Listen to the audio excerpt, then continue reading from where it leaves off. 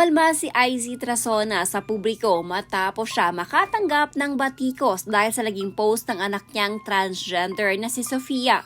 Marami kasing naawa kay Sofia matapos nitong sabihin na hindi sila nagkikita ng kanyang mama.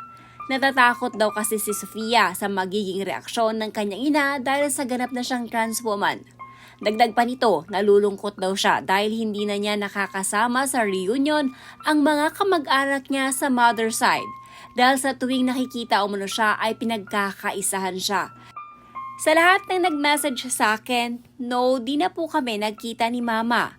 I am also scared na pag nakita niya na ako ngayon as a trans woman, iba yung reaction na ma-receive ko at ayoko na bumalik sa dark place nung lumabas yung issue. I just want validation and acceptance. Wala nang iba. It's honestly so sad na di na ako nakakapunta sa mga reunion sa mom's side, even birthdays. Kasi whenever pumupunta ako, lagi lang akong pinag-uusapan and pinagkakaisahan. Mariin namang pinabulaanan ni IC ang naging tweet na ito ng kanyang anak. Anya ay nagkakausap umano sila ni Sofia. Kaya nang malaman umano niya ang tweet nito ay naguluhan siya kung bakit niya sinabi yon. Ang totoo nga daw ay nag-message pa sa kanya si Sofia after niya magpunta sa concert ng dati nitong grupo na Sex Bomb. Sinabi pa umano sa kanya ng kanyang anak na proud siya dahil sa nagpunta siya sa concert. Ito ang naging tugon ni IC sa naging panayam sa kanya ng entertainment site na pep.ph. Bilang patunay ay nag-post din si IC ng screenshot na kung saan ay usapan nila ni Sofia katulad ng sinabi niya sa pep. Ayon kay IC, ayaw na sana umano niyang isa publiko pa ang mga ganitong bagay.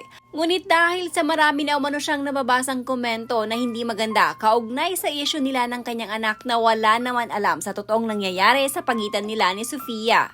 Palagi na lamang daw ganito ang nangyayari gayunpaman. Pinipilit pa din umano intindihin ni IC ang mga tao. Ayoko na sana i-public ito, pero ang dami na naman lumalabas at nag-comment even if they don't know the truth behind. Palaging ganun? Dapat po wag ganon.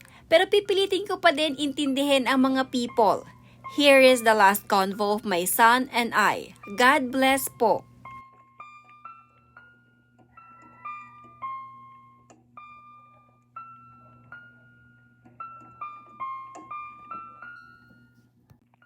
Matapos dito, sinagot naman ni Sofia ang komento na kung saan sinabing sana daw ay hindi na lamang siya nag-post dahil sa nagbumukhang masama umano si IC sa publiko.